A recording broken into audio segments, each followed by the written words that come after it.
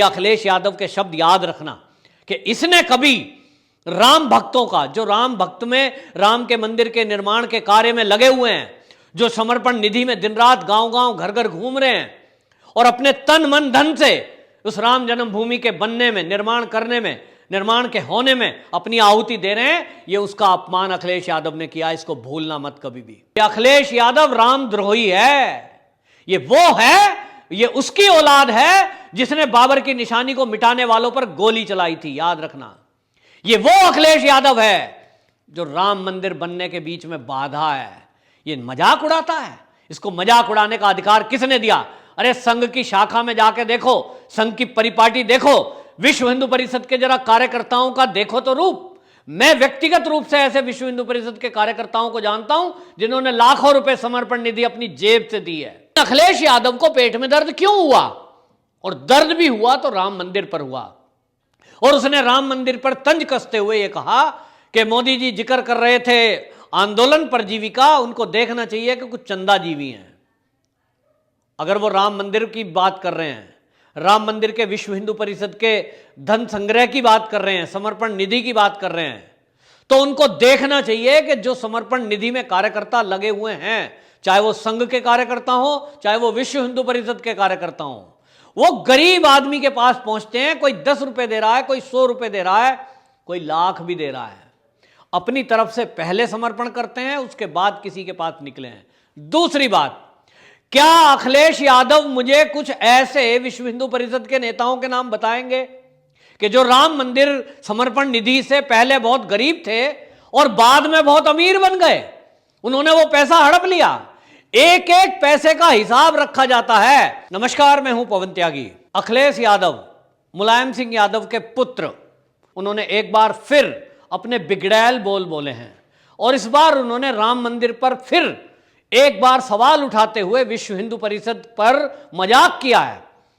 और यह मजाक उनको बहुत भारी पड़ने वाला है, क्योंकि जब आप देखिए कि मोदी जी ने सदन के अंदर बोलते हुए देशवासियों को यह बताया था कि एक विशेष प्रकार की प्रजाति है जो आंदोलन परजीवी हैं, तो उन्होंने वो तंज इसलिए कसा था कि कुछ लोग यहां देश में आंदोलन की राजनीति करते हैं और आंदोलन के नाम पर चंदा इकट्ठा करते हैं, सामान इकट्ठा करते हैं और अपनी राजनीति चमकाते हैं।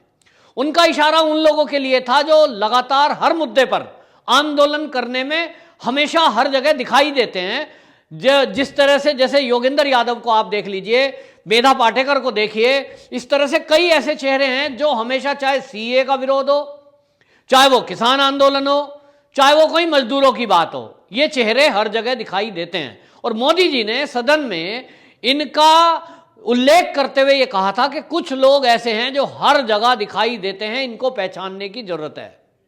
तो वो आंदोलन में लोगों को भड़काते हैं, देश के विरुद्ध भड़काते हैं और अपनी राजनीति भी चमकाते हैं और वहां से पैसा भी कमाते हैं। मैं पूछना चाहता हूं कि मेधा पाटेकर की जो एनजीओ चल रही है, उसके अलावा वो नौकरी कहां करती है? योगेंद्र यादव कहीं नौकरी करता है या उसकी कोई फैक्ट्री लगी हुई है? इस तरह से जो ये लोग हैं जो आंदोलन में दिखाई देते हैं, इनका इनकम का सोर्स क्या है? क्या कन्हैया कुमार कोई बहुत बड़ा इंडस्ट्रियलिस्ट का बेटा है जो वो आज जो है इतना पैसे वाला हो गया? हार्दिक पटेल जो गुजरात से बड़ा हुआ, खड़ा हुआ और युवा चेहरा बनकर के उभरा था, वो कौन से इंडस्ट्रियलिस्ट का बेटा है जो करोड़पति बन गया है आज? वो चंद्रशेखर और रावण, वो आंदोलन के नाम पर चला बढ़ा और आज उसके पास करोड़ों रुपए की संपत्ति है। कौन से अमीर बाप का बेटा है जो उन्होंने फैक्ट्रियां लगा के छोड़ी थी? 2000 5,000 उस पर बीघे जमीन थी, बड़े काश्तकार का बेटा था साहब, बड़ी बड़ी गाड़ियां वहां से आई हैं। नहीं, इन लोगों ने आंदोलन से कमाया है और इसीलिए मोदी जी उन आंदोलनकारियों की तरफ इशारा कर रहे थे। लेकिन अखिलेश यादव को पेट में दर्द क्यों हुआ? और दर्द भी हुआ तो राम मंदिर पर हुआ। और उसने राम मंदिर पर तंज कसते हुए यह कहा कि मोदी जी जिक्र कर रहे थे आंदोलन परजीवी का, उनको देखना चाहिए कि कुछ चंदा जीवी हैं। अगर वो राम मंदिर की बात कर रहे हैं, राम मंदिर के विश्व हिंदू परिषद के धन संग्रह की बात कर रहे हैं, समर्पण निधि की बात कर रहे हैं, तो उनको देखना चाहिए कि जो समर्पण निधि में कार्यकर्ता लगे हुए हैं, चाहे वो संघ के कार्यकर्ता हो, चाहे वो विश्व हिंदू परिषद के कार्यकर्ता हो, वो गरीब आदमी के पास पहुंचते हैं। कोई 10 रुपए दे रहा है, कोई 100 रुपए दे रहा है, कोई लाख भी दे रहा है। अपनी तरफ से पहले समर्पण करते हैं, उसके बाद किसी के पास निकले हैं। दूसरी बात, क्या अखिलेश यादव मुझे कुछ ऐसे विश्व हिंदू परिषद के नेताओं के नाम बताएंगे कि जो राम मंदिर समर्पण निधि से पहले बहुत गरीब थे और बाद में बहुत अमीर बन गए? उन्होंने वो पैसा हड़प लिया। एक एक पैसे का हिसाब रखा जाता है। यहां तक कि मैंने खुद समर्पण निधि में सहयोग दिया है। मैं राशि नहीं बताऊंगा कि 2000 रुपए से अगर ऊपर देना है तो आपको पैन कार्ड देना है, चेक से पैसे देने हैं, ऑन अकाउंट ट्रांजैक्शन है साहब। अखिलेश यादव जी सवाल उठाने के पहले तथ्यों को जानते। आप देखते कि संघ की कार्य पद्धति क्या है। संघ के लोग वो लोग हैं, विश्व हिंदू परिषद वो संगठन है जो खाली राम मंदिर की बात नहीं करता, इस देश की संस्कृति, इस देश की सभ्यता और धर्म के लिए। और इतना ही नहीं, तो जब कोरोना काल में मजदूर, प्रवासी मजदूर इधर से उधर जा रहे थे, घर से बेघर हो गए थे, रास्तों में चल रहे थे, दवाइयों की जरूरत थी, उनको भोजन की जरूरत थी, घर घर भोजन के पैकेट पहुंचाने का काम इस संघ और विश्व हिंदू परिषद के कार्यकर्ताओं ने किया है। उस समय कोई चंदा नहीं लिया गया, किसी एक भी आदमी से नहीं लिया गया। वो जो लाखों लोगों को घर घर पैकेट पहुंचा, राशन पहुंचा, दवाइयां पहुंची, वो संघ के कार्यकर्ताओं ने अपनी जेब से दिया। और यह काम सतत चलने वाला है। कितने ही गरीब छात्रों के लिए छात्रावास हैं, विद्यालय चलते हैं, लगातार सेवा के कार्य चलते हैं। कभी सेवा भारती के प्रकल्पों पर जाकर देखो अखिलेश यादव जी, सवाल उठाने से पहले। लेकिन आप तो उठाओगे सवाल, क्योंकि आपके खून में वो है कि आपको राम मंदिर का विरोध करना है। आपको मंदिर बनता अच्छा नहीं लग रहा, आपको तो चिढ़ मच रही होगी। आपके पिताजी ने राम भक्तों पर गोली चलवाई थी। निहत्ते राम भक्त जो जय श्री राम का नारा लगाने, कार सेवा करने के लिए अयोध्या गए थे, जो बाबर की निशानी को मिटाने के लिए गए थे, जिन्होंने बाबर की निशानी को मिटाया जो एक आक्रमणकारी था। लेकिन आपके पिताजी ने उस आक्रमणकारी की निशानियों को मिटाने के लिए, रोकने के लिए पूरी फोर्स लगाई थी और यह शब्द बोले थे कि परिंदा भी पर नहीं मार सकता अयोध्या में। परिंदों ने पर मारा, वहां लाखों का हुज्जूम उमड़ा, युवा गए गांव गांव से, देश के हर कोने से लोग वहां पहुंचे। तो आपके पिताजी को यह सहन नहीं हुआ कि यह कैसे हो सकता है, बाबर की निशानियों को कोई मिटाने के लिए यहां अयोध्या में आ जाए, मेरे मुख्यमंत्री रहते, यह कैसे हो सकता है। और इसलिए पुलिस को आदेश दिया गया कि आप गोली चलाइए।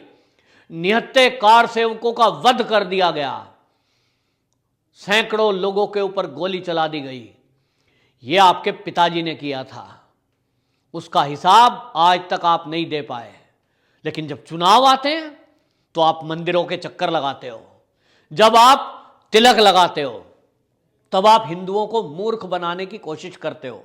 लेकिन आपके डीएनए में है राम मंदिर का विरोध, बाबर का पक्ष। और इसलिए आपको बताऊं, एक बड़ी प्रसिद्ध साध्वी हैं हमारे देश की, उन्होंने उस समय भाषण देते हुए आपके पिताश्री के लिए बहुत अच्छा एक नाम दिया था और उन्होंने कहा था मुल्ला जमा आयम जमा सिंह। वो 3 शब्दों से मिलकर के बना है मुलायम सिंह। उनके अंदर हिंदुत्व की बात नहीं है, हिंदू की बात नहीं है, राम मंदिर की बात नहीं है। उनको बाबर से प्रेम है, बाबर के अनुयायियों से प्रेम है और बाबर की औलादों से प्रेम है। और इसलिए सारा तुष्टिकरण आपके शासन काल में, चाहे वो टिकटों के बंटवारे का हो, चाहे वो प्रधानी का चुनाव हो, चाहे आपने पुलिस की कार्रवाई की हो, आपके रिकॉर्ड उठा के देख लीजिए। सारे थानों में जितने इंचार्ज होते थे वो एक धर्म या जाति विशेष के लोग होते थे। मतलब मैंने खुद अपनी आंखों से देखा है कि कैबिनेट मंत्री यदि वो यादव नहीं है तो उसकी हिम्मत नहीं है कि किसी यादव थाना इंचार्ज का वो ट्रांसफर भी करा सके। इस तरह की गुंडागर्दी, इस तरह का पक्षपात, इस तरह का जातिवाद आपके शासनकाल में चला है। और आपने राम भक्तों के साथ जो किया वो इस देश के इतिहास में दर्ज है और कभी भी माफ नहीं कर सकते। ये आपके पिताजी की बात थी। लेकिन अब आ जाइए अखिलेश जी आपके ऊपर। आप युवा हैं, युवा तो नहीं है लेकिन इस पीढ़ी में हैं, अगली पीढ़ी में हैं। अच्छा होता कि आपके अंदर कुछ बदलाव होते। आप अपने पिताजी का विरोध करते हो बहुत बातों में, उनकी बात से सहमत नहीं होते, लेकिन आप में राम मंदिर का विरोध वो बिल्कुल ऐसा ही है जैसा आपके पिताजी के अंदर था। आपको राम मंदिर बनता देख चिढ़ हो रही है, पता नहीं क्यों। अरे आप उत्तर प्रदेश के निवासी हैं, आपको गर्व होना चाहिए कि आप राम की धरती में पैदा हुए हैं। आप राम की धरती के जहां राम का मंदिर बन रहा है वहां आप राजनीति करते हैं, और सत्ता तो आती जाती है, आज कोई है कल को हो सकता है आप आ जाएं। तो आप ऐसी भाषा क्यों बोल रहे हैं, क्यों टोंट मार रहे हैं? क्या आपने कोई समर्पण निधि दी है राम मंदिर के लिए? क्या आपने चंदा दिया था 2-4 करोड़ रुपया और वो करोड़ रुपया खा लिया गया, अकाउंट में नहीं गया?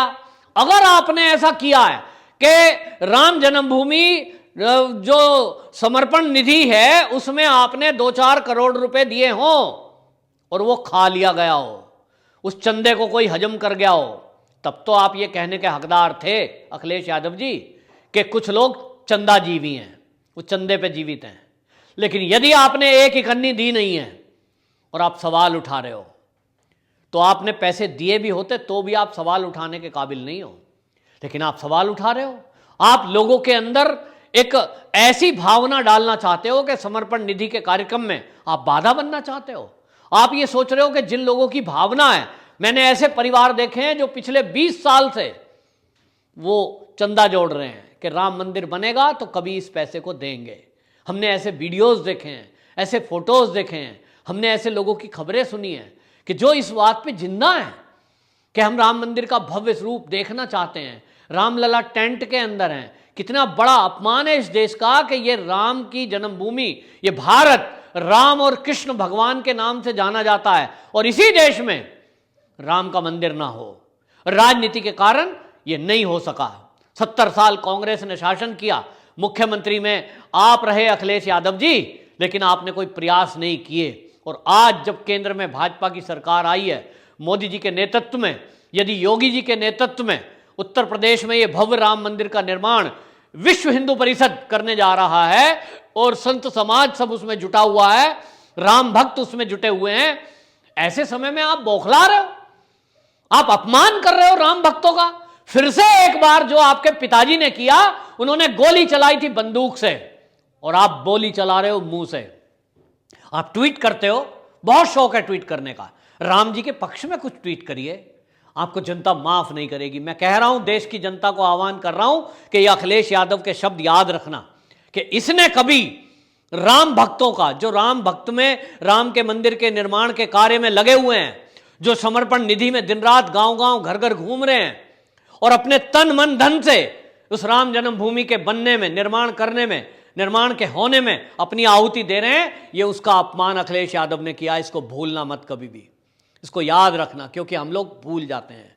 भूलने के कारण ये ऐसे राजनीतिक लोग स्वार्थ के कारण ये हमारा फायदा उठाते हैं कि भूल गए, फिर इलेक्शन आया, फिर हम जातियों में उलझ गए। ये ध्यान रखिए, ये अखिलेश यादव रामद्रोही है। ये वो है, ये उसकी औलाद है जिसने बाबर की निशानी को मिटाने वालों पर गोली चलाई थी, याद रखना। ये वो अखिलेश यादव है जो राम मंदिर बनने के बीच में बाधा है। ये मजाक उड़ाता है, इसको मजाक उड़ाने का अधिकार किसने दिया? अरे संघ की शाखा में जाके देखो, संघ की परिपाटी देखो, विश्व हिंदू परिषद के जरा कार्यकर्ताओं का देखो तो रूप। मैं व्यक्तिगत रूप से ऐसे विश्व हिंदू परिषद के कार्यकर्ताओं को जानता हूं जिन्होंने लाखों रुपए समर्पण निधि अपनी जेब से दी है और खाना अपने घर से खाते थे, लेकिन सेवा कार्य करा, उसके बाद घर वापसी। आप क्या जानो अखिलेश बाबू, आपको सत्ता मिल गई, आपको नाम मिल गया, आपको एक संगठन पूरा समाजवादी पार्टी का गद्दी मिल गई, तो आपको तो पकी पकाई खिचड़ी मिली। बाप के नाम से आप शासन में बैठे हो, शासन कर लिया आपने। आपको पता क्या कि इस देश में सेवा कार्य क्या होता है, राम क्या होते हैं, राम भक्त क्या होते हैं, आपको तो पता नहीं। आपको तो पकी पकाई खिचड़ी मिल गई।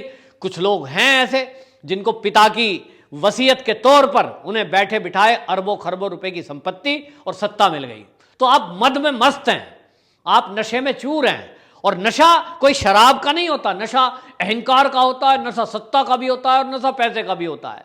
तो आपको एक नशा है कि मैं समाजवादी पार्टी का प्रमुख हूं साहब, बहुत बड़ी पार्टी है, अब कल को हमारी सरकार आ जाएगी, फिर हम ऐसा कर देंगे और वैसा कर देंगे। तो मुंगेरी लाल के सपने देखना बढ़िया है, लेकिन आपकी सरकार दोबारा आने वाली नहीं है, क्योंकि अब उत्तर प्रदेश में राम भक्तों की और राम के सेवकों की ही सरकार रहेगी।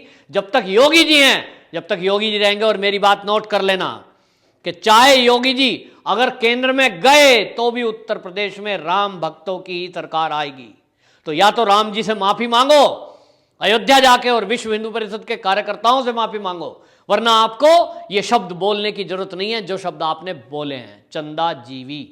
चंदाजीवी हो सकते हैं और वो आप हो सकते हैं, क्योंकि आपकी संपत्ति क्या है अखिलेश यादव जी? आप बड़ी बड़ी यूनिवर्सिटियों में विदेशों में पढ़े जरूर हो, कहीं नौकरी करते हो? बताओ, कोई व्यापार करते हो? क्या धंधा है आपका? आपके पिता जब राजनीति में नहीं आए थे और टीचर थे, आपके पास जमीन थी, क्या उसी जमीन से बढ़ाकर आपने इतनी संपत्ति अर्जित की है?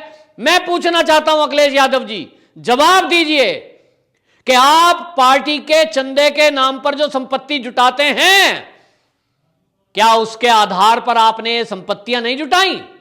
आप जैसे लोग हैं चंदाजीवी।